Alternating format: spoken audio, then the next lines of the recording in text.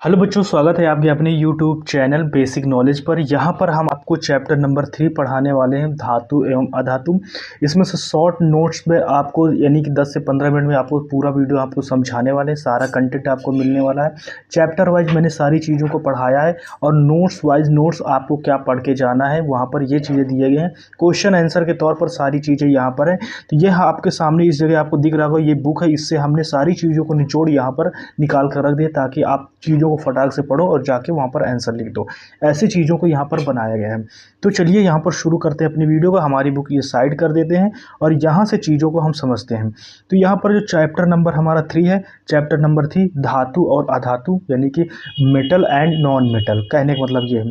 तो अगर यहाँ पर क्वेश्चन को हम समझे, जैसे आपके सामने क्वेश्चन कैसा आएगा, तो क्वेश्चन ऐसे आएगा, धातु और अधातु से आप क्या समझते हैं। क्योंकि ऐसा क्वेश्चन आएगा तो इसका आंसर आपको क्या देना है, ये आपको समझना है। तो उत्तर आपको लिखना है, हमारे आसपास पाए जाने वाले तत्वों को उनके गुणों के आधार पर मुख्य रूप से मेटल्स और अधातु यानी कि नॉन मेटल में वर्गीकृत किया जाता है, उनको बांटा जाता है। यानी कि हमारे आसपास जो चीज़ें पाई जाते हैं उनको धातु और अधातु में डिवाइड किया जाता है या बांटा जाता है। फिर इसके बाद आता है जो तत्व चमकदार होते हैं, ठीक है, जो तत्व चमकदार होते हैं, उष्मा और विद्युत के अच्छे चालक होते हैं, वे धातु कहलाते हैं। देखो, विद्युत के चालक वही हो सकते हैं जिनमें से जो मेटल होगा। हमेशा करंट लोहे में ही तो जाएगा, ठीक है। तो जो जैसे चांदी है, ये मेटल है, तो ये इसमें से यानी कि जो करंट का फ्लो सबसे अच्छा माना जाता है, गुड कंडक्टर माना जाता है। तो जो मेटल वाली चीज़ें होती हैं उसमें ये करंट बहुत आसानी से यानी करंट फ्लो करेगा, जाएगा, बढ़ेगा और उसमें आप गर्म करोगे तो उससे आपको हीट रेजिस्टेंस मिलेगा, यानी कि हीट आपको बहुत जल्दी महसूस होगी। तो ये वो एलिमेंट है। इसको लिखना कैसे, ये सारी चीज़ें आप स्क्रीनशॉट भी ले सकते हो। जो तत्व चमकदार होते हैं, उष्मा और विद्युत के अच्छे चालक होते हैं, वे धातु कहलाते हैं। जो तत्व समानतः चमकहीन होते हैं, कहने का मतलब जिनके अंदर चमक नहीं होती, विद्युत के खराब चालक होते हुए अधातु कहलाते, यानी कि जिनके अंदर चमक नहीं होती वही विद्युत के यानी क्या कहते हैं, यानी कि विद्युत के खराब चालक होते हैं, ठीक है, जिसे हम अधातु बोलते हैं। फिर इसके बाद यहाँ पर आते हैं प्रश्न नंबर आपको दूसरा क्या पूछा जाएगा। तो प्रश्न नंबर जो आपको दूसरा पूछा जाएगा, धातुओं के भौतिक गुण लिखिए, ठीक है, उनकी फिजिकल प्रॉपर्टी लिखिए। तो ये आपसे पूछा जाएगा। जब चीज़ों को कॉन्सेप्ट तरीके से समझ लोगे तो आप अपने आप से अपनी तरफ से बनाकर चीज़ों को लिख सकते हो। यहाँ पर आते हैं, आंसर में आते हैं, क्या लिखना है आपको, ये आपको बताते हैं। धातुओं के प्रमुख भौतिक गुण निम्नलिखित होते हैं, ऐसे लिखना है और आपको नंबर वाइज उनको अलग अलग डिवाइड कर। जैसे नंबर 1, धातुएं चमकदार और क्या है, लुस्टर होती हैं। धातुएं अन्य यानी कि मेलेबल होती है, अर्थात इन्हें पीटकर चादर द्वारा बनाई जा सकती है। धातुएं आघातवर्धनी होती हैं, अर्थात इनके तार बनाए जा सकते हैं।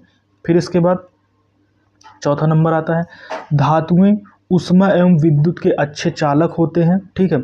अधिकांश वस्तुएं, यहाँ पर क्या है, यानी कि अधिकांश जो धातुएं कठोर होती हैं, जो धातुएं होती कठोर तो होंगी ही। फिर इसके बाद अपवाद के तौर पर कौन सी इसके चीज़ में, यानी कि जो अपवाद खड़ा कर देता है, अपवाद मतलब ये उस प्रॉपर्टी को फॉलो नहीं करता जो प्रॉपर्टी हमने आपको बताई है।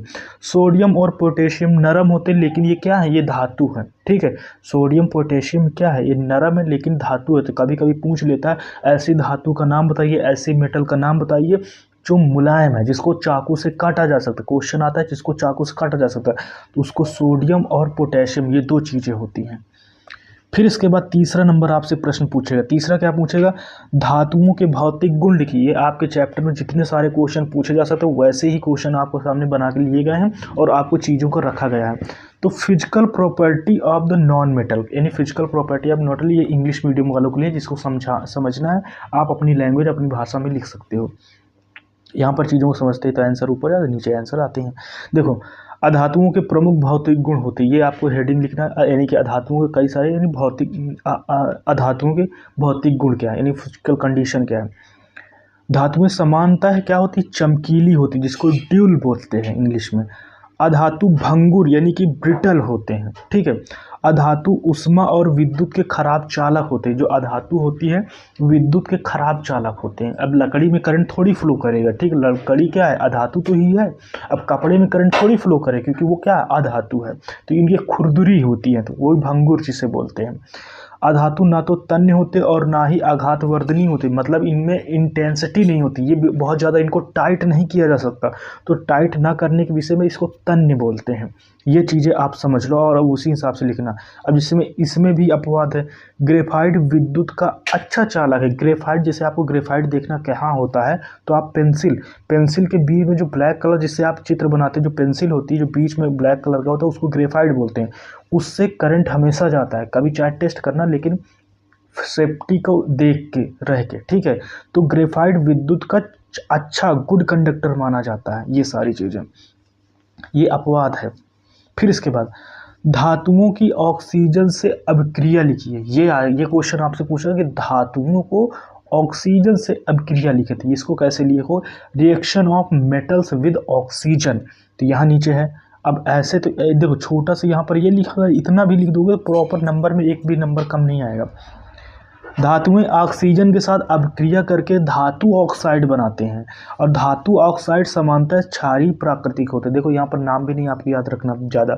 धातुएं यानी मेटल ऑक्सीजन के साथ रिएक्शन करके यानी अभिक्रिया करके धातु धातु तो आपको पता है आगे लगाना है, ऑक्साइड ऑक्साइड बनाती है। इसी को धातु ऑक्साइड कहते हैं। सामान्यतः ये क्षारीय प्रकृति के होते हैं, ठीक है। जैसे आपको रिएक्शन लिखना है तो यहाँ पर ऐसे 2Mg प्लस O2 2MgO बन जाएगा, 2MgO। यस, आपको रिएक्शन लिख देना है। चलो नेक्स्ट 5 नंबर क्वेश्चन में आता है, फटाक से आपको पूरा टॉपिक ही यानी खत्म हो जाएगा। धातुओं की जल से अपक्रिया समझाइए। तो धातुओं की जल से अपक्रिया आपको समझाते हैं। Reaction of metal with water, यानी कि पानी में ये अपनी कैसे रिएक्शन करेंगे। तो उत्तर में आपको लिखना है, देखो आपको उत्तर डालना है, आंसर डालना है।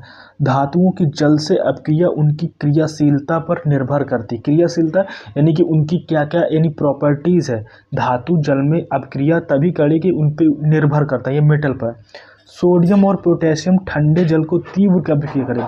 सोडियम और पोटेशियम अगर पानी डाल दिया जाए, कभी कभी आपने क्या कहते हैं, कुछ यूट्यूबर्स होते हैं वो सोडियम को पानी में फेंकते हुए दिखाएंगे, ठीक है। तो वहाँ से बड़ी तेज़ी से उससे तेज़ी से आवाज़ निकलेगी और फटेगा, धुआं भी निकलेगा। तो ये सोडियम और पोटेशियम ही होते हैं, ठीक है। लोहा भाप से अभिक्रिया करता है। अब लोहा होगा, उसको गर्म करोगे, हीट करोगे तो ये भाप से अभिक्रिया करेगा। अब जब भाप होगी, कहने मतलब वाटर वेपर होगा, तो वाटर वेपर जब लोहे में पड़े तो जंग तो लग ही जाएगा। ये सारी चीज़ें। तांबा जल से अभिक्रिया नहीं करता। जो तांबा होता है, इसी वजह से तांबे के बर्तन में पानी पीना चाहिए, तांबे के बर्तन में खाना चाहिए, क्योंकि ये उससे रिएक्शन नहीं करता और हमारा खाना सेफ रहता है। फिर इसके बाद आते हैं, उदाहरण देख लो तो रिएक्शन देख दो। यहाँ पर 2Na plus 2H2O 2NaOH plus H2। देखो ये ना लिखोगे फिर भी नंबर मिलेंगे, अगर इसको लिख दोगे तो आपके नंबर में एक भी नंबर की कटौती नहीं होगी। ये है। फिर इसके बाद आते हैं 6 नंबर हमारा क्वेश्चन है। तो 6 नंबर क्वेश्चन क्या है? धातुओं की अम्लता से अभिक्रिया लिखिए, ठीक है। तो धातुओं की अम्लता से अभिक्रिया, reaction of metal with acid. कैसे? तो इसको यहाँ पर लिखते हैं, धातुओं की अम्ल से अभिक्रिया। अब हम एसिड के साथ रिएक्शन कराते हैं। धातु अम्ल से अभिक्रिया करके लवण और हाइड्रोजन गैस बनाते हैं। समानतः समीकरण जो है मेटल प्लस एसिड, फिर इसके बाद सॉल्ट और हाइड्रोजन, यानी कि आपका नमक बनेगा और हाइड्रोजन बनेगा। उदाहरण के लिए जैसे Zn प्लस 2HCl, फिर इसके बाद ZnCl2 प्लस H2, ये सारी चीज़ें मिला दी जाएगी। फिर इसके बाद नीचे आते हैं, 7th नंबर हमारा आता है, हुई अब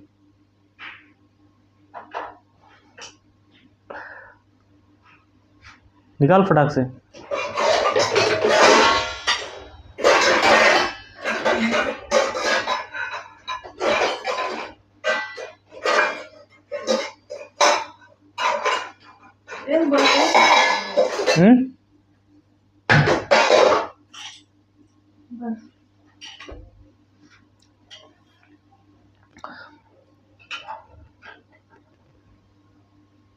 तो यहाँ पर हमारा 7 नंबर आता है। 7 नंबर क्या है, क्रियाशीलता श्रेणी क्या है, ठीक है।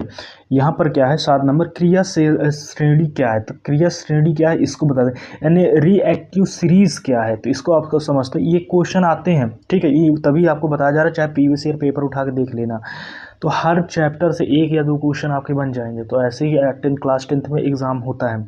यहाँ पर क्या है, उत्तर आपको लिखना है। यहाँ पर धातुओं को उनकी क्रियाशीलता के घटते क्रम में व्यवस्थित सूची को क्रियाशीलता श्रेणी कहते हैं। उपयोग यहाँ पर लिखिए, कैसे उपयोग लिख सकते हैं। उपयोग ये है, धातुओं की अपक्रिया को समझने में, धातु के निष्कर्षण में, धातुओं के रिएक्शन को समझने में ये हेल्प करता है। धातुओं का निष्कर्षण कैसे किया जाता है, ये सही, ये 2 चीज़ें थी, इनको ये ऐसे ही लिखना है। धातु और अधातु कैसे अपक्रिया करते हैं, यानी धातु और अधातु कैसे रिएक्शन करते हैं, इसके विषय में आपको लिखना है। तो क्या लिखोगे, तो यहाँ पर चीज़ों को समझाते हैं, उत्तर आपको डालना है। धातु अपने बाहरी कक्षा के इलेक्ट्रॉन को त्याग देते हैं और अधातु इलेक्ट्रॉन को ग्रहण कर लेते हैं। इससे आयनिक बंध यानी आयनिक बॉन्ड बन जाता है। जैसे मान लो ये लोहे की बॉल है और इसके आसपास इलेक्ट्रॉन ऐसे ऐसे बह रहे हैं, ठीक है, ये चारों तरफ इलेक्ट्रॉन बह रहे हैं। अब इस जगह अगर लकड़ी है और लकड़ी ऐसे फायर करके जल रही है और ये भी गर्म किया गया, तो इससे जो इलेक्ट्रॉन होगी, जो अपनी ओरिजिनल प्रॉपर्टी होगी, ये सब इसको दे देगा, ये सब इसको दे देगा, ऐसे होता है। उदाहरण के लिए अगर देखो तो सोडियम क्लोराइड NaCl, इसको गर्म किया जाएगा तो वैसे ही होगा। लोहा भी गर्म करोगे वैसे भी हो जाएगा। 9th नंबर हमारा प्रश्न आता है। 9th नंबर क्या है, आयनिक यौगिक के गुण लिखिए। तो आयनिक यौगिक के गुण कैसे लिखें, ये सारी चीज़ें, तो यहाँ पर आप उत्तर डालो, प्रिपरेशन ऑफ आयनिक कंपाउंड, और ऐसे करके यहाँ पर लिखो चीज़ों को, ठीक है। यहाँ पर क्या है, आयनिक यौगिक के प्रमुख गुण हैं, ठीक है, आयनिक यौगिक के प्रमुख गुण हैं, तो ये हेडिंग डालोगे। और लिखना कैसे, देखो आपको बना के ज़्यादा नहीं लिखना। अगर चीज़ों को नंबर वाइज फैक्चुअल लिख दोगे, पॉइंट टू पॉइंट लिखोगे, कम लिखोगे, पूरा नंबर मिलेगा। आपके पेपर में लिखा होता है कि इन शब्दों को लगभग 200 शब्दों में लिखो। 200 शब्दों मतलब कि 200 शब्दों से ज़्यादा ना हो, कम भले हो जाए। तो कोशिश मत किया करो कि 200 शब्द लिखने, आप 150 भी लिखोगे, आप उसे 50 शब्दों में कन्फर्म कर रहे हो, तो भी वो आपको पूरे नंबर ही देगा। वो कह रहा है कि मैक्सिमम, यानी कि मैक्सिमम 200 नंबर में आपको लिखना, ये सारी चीज़ें। तो यहाँ पर समझते हैं। तो ये ठोस और कठोर होते हैं आयनिक, इनका गलनांक उच्च होता है, यानी कि इनको गर्म करने में ज़्यादा एनर्जी लगती है। ये जल में घुलनशील होते हैं, पिघली अवस्था या विलयन में विद्युत का संचालन भी करते हैं। फिर इसके बाद आते हैं यहाँ पर 10 नंबर हमारा आता है। 10 नंबर क्या है, धातुओं की उपलब्धता कहाँ होती है, यानी कि धातुओं की उपलब्धता कहाँ होती है। तो धातु पृथ्वी की पपड़ी खनिजों के रूप में पाई जाती है। जो हमारे मेटल भाई कहाँ से निकालते हो, अब लोहा तो लेके तो पैदा नहीं हुए हो, लोहा हम ज़मीन से ही निकालते हैं। तो इसको भी आपको ध्यान में रखते हुए ये चीज़ को लिख देना कि ये जो लोहा है ये हम अपने ज़मीन यानी पृथ्वी से निकालते हैं। बस यही, इतनी ही लाइन लिखनी थी और 1 नंबर का क्वेश्चन है आपका। 11 नंबर क्वेश्चन आता है, यानी धातुओं का निष्कर्षण कैसे किया जाता है। तो धातुओं का निष्कर्षण उनकी क्रियाशीलता पर डिपेंड करता है, ठीक है। कैसे, यानी कि यहाँ पर आता है, अधिक क्रियाशील धातुएं यानी कि विद्युत अपघटन द्वारा होती, जो बहुत ज़्यादा एक्टिव है, क्या होती हैं धातुएं, वो विद्युत का अपघटन करती हैं, यानी लाइट को तोड़ती हैं। माध्यम क्रियाशील धातुएं अपचयन द्वारा होता है। कम क्रियाशील धातु सीधे प्राप्त की जा सकती, जो कम क्रियाशील, कम एक्टिव होती है, उनको तुरंत प्राप्त कर लिया जाता है। लेकिन बहुत ज़्यादा जो अलग अलग होते हैं तो उनको निकालना पड़ता है। यहाँ पर हमारा क्वेश्चन आ जाता है कि जंग क्या है, इसे रोकने के उपाय लिखे। जंग का मतलब ये नहीं कि लड़ाई दंगा वाली जंग की बात हो रही है, फिल्मों ज़्यादा फिल्म देखकर भी आप जंग समझ लेते हो, अलग लेवल का समझ लेते। यहाँ पर हमें आपको उत्तर लिखना है, धातुओं का वायु और नमी में संपर्क आने से धीरे धीरे खराब होना, ये जंग कहलाता है। जब हमारी यानी कि लोहा हवा और नमी में यानी कि आता है, तभी इसमें जंग लग जाती है, और हवा में नमी रहती है, इस वजह से जंग रोकने के उपाय क्या है, इसमें पेंट कर दो, तेल या ग्रीस लगा दो, या गैल्वनाइजेशन कर दो। गैल्वनाइजेशन में मतलब इसमें से कोडिंग कर दी जाती है, किसकी, यानी कि इसमें से जो कोडिंग होती है जस्ता की कोडिंग कर दी जाती है, ठीक। कोडिंग करने के मतलब ऊपर जस्ता की लेयर लगा दी जाती है। तो ये 12 क्वेश्चन से आपको पूरा टॉपिक कंप्लीट हो गया। आई होप कि ये वीडियो आपको अच्छा लगा। अगर अच्छा लगा तो प्लीज़ चैनल को लाइक शेयर सब्सक्राइब जरूर कीजिएगा। मिलते हैं नेक्स्ट वीडियो में, तब तक के लिए टेक केयर, बाय बाय, जय हिंद।